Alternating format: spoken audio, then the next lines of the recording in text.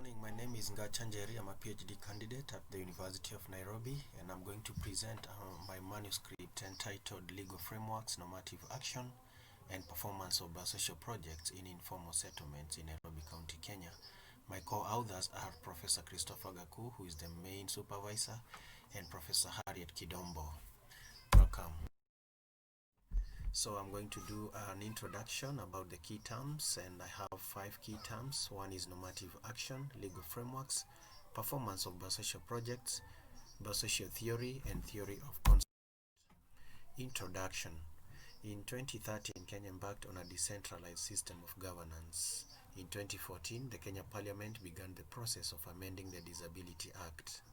The amendment was to align it with the Convention on the Rights of Persons with Disability. The process was ratified by Kenya in 2008. The rights of people with disabilities in Kenya are recognized under the National People with Disabilities Act of 2003 and 2010 Kenyan Constitution. Key agencies involved with promoting disability rights in Kenya are Kenya National Human Rights Commission, the Convention on the Rights of Persons with Disability, the National Council for Persons with Disabilities. Objectives of the study. The objective of the study was to determine the extent to which normative action mediates relationship between frameworks, legal frameworks, and performance of biosocial projects in informal settlements in Nairobi County, Kenya. The hypothesis of the study was the null hypothesis. The alternate hypothesis was the relationship between legal frameworks and performance of biosocial projects in informal settlements in Nairobi County is mediated by normative action. The null hypothesis was the relationship between legal frameworks and performance of biosocial projects in informal settlements in Nairobi County is not mediated by normative action. Literature review. Nairobi County is the capital and economic hub for Kenya and its landlocked neighbors. It continues to grow at an exponential rate with such attributes. Nairobi County has 65 biosocial projects according to National Council for People with Disabilities in 2009. It has been easy to push for enactment of legislations to support people living with disabilities through the 65 biosocial projects. National Council for Persons with Disabilities Act of 2003 has 6 priority areas that guides its focus. Priority area number 1, National Development Fund for Persons with Disabilities. Number 2, Cash Program. Number 3, Albinism Support Program. Number 4, Disability Mainstreaming Sector. Number 5, Job Placement Unit. And the last one, Legal Service Department. Other key legislations. The Nairobi City County Persons with Disabilities Act of 2015 for equalization opportunities.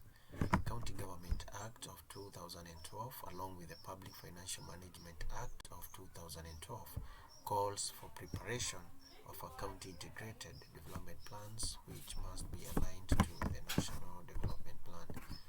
Then Vision 2030, President's Big Four Agenda, County Integrated Development Plan. Theoretical framework. Predictive variable indicators, that is legal frameworks, which had 4 indicators: existence of international legislations, compliance of national legislations, enforcement of county legislations, inclusivity of non-state actors. Then mediating variable indicators, normative action, social influence, cultural beliefs, psychological factors, social empowerment. Then the last one, which is now under the response variable indicator, performance of biosocial projects in informal settlements, had 5 indicators: cost, which is budget provision, time allocation, number of staffing, monitoring and evaluation, and the last one, beneficiary satisfaction. The scholarly theories were biosocial theory and theory of constraint. The research methodology was pragmatism paradigm informed by underpinnings of ontology, epistemology, axiology, and methodology. They supported by 4 schools of thoughts: positivism, constructivism, emancipatory, and pragmatism. The sample size was 183 respondents derived from 61 projects, targeting 3 respondents in each. The sample size was informed by Gaku, Kidombo, and Keyoro 2016 sampling formula of n is equals to z over a to bracket squared, where m and e was equals to z, where ma was the desired margin error, n was the sample size, z is the z-score, a number relating to the degree of confidence you wish to have in the results. In this study, 95% confidence level was most frequently used and accepted. The value of Z confidence was 1.96 for 95% confidence. E was the error you are prepared to accept, measured as a proportion of the standard deviation. In this study, a margin error of 0.25 was accepted. According to Gaku et al. 2016, a researcher can choose any margin error they like, but need to specify it, and thus in this body of knowledge, a margin error of 0.25 was. Data analysis and findings and discussions. A total of 122 questionnaires were self-administered to the respondents through a questionnaire. 61 key informant interviews were administered and through an interview guide. 117 questionnaires were completely filled, while 5 were incomplete. This represented a response rate of 95.9%, thus satisfactory to deduce lessons from the analysis. The gender of the respondents, male were 32, female 85, 32 representing 27.4%, male 85 representing 72.6%. Total 117 was 100%. Distribution of respondents by age: 20 to 30 years, they were 18, which was 15%. 30 to 40 years, they were 33, which was 27%. 40 to 50 years, they were 22, which was 18%. 50 to 60 years, there were 5, representing 4%. Above 60 years, there was only 1, which represented 1%. Age not reported, 43, representing 35%. So in total, we had 122 respondents, which was 1%. Finally, conclusions and recommendations. The analysis was done in 2 steps. The first step was regressing legal framework and performance alone. Then in the second step, running the multiple regression by introducing the mediating factor normative action. The results from the first step were F was 15.207, P was 0.05, which was less than 0.05, R, or the Pearson product movement correlation, was 0.382, and adjusted R squared was 0.136. The results from the second step were F 20.334, P was less than 0.05, Pearson product movement correlation R was 0.596, and adjusted R squared was 0.336. So, from the summary of test of hypotheses and results, the research objective was to determine the extent to which normative action mediates relationship between legal frameworks and performance of biosocial projects in informal settlements in Nairobi County. Hypothesis: the null hypothesis was that the relationship between legal frameworks and performance of biosocial projects in informal settlements in Nairobi County is not mediated by normative action.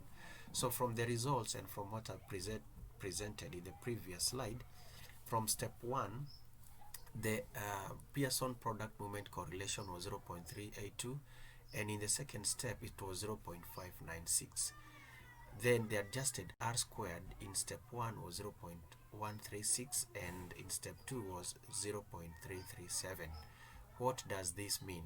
This means that there was an increase of 20.1%, and F statistics increased to the effect of relationship of legal frameworks on performance of social projects.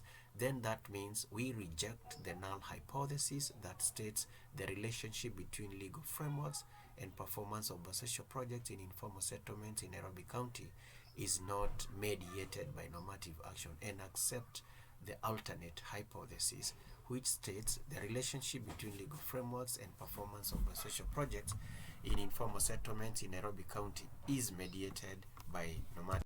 Action. Recommendations. There is a need on ensuring people living with disabilities are actively involved in decision making. Number 2, ensuring staff working in projects dealing with people with disabilities are skilled and stakeholders have no vested interest to avoid diversion of funds to other things, thus collapsing the biosocial projects. Number 3, however, the state should formulate and implement national policies, programs, and legislations to provide equal participation of persons with disabilities. And there is a need to study further legal frameworks that insulates the biosocial community from political.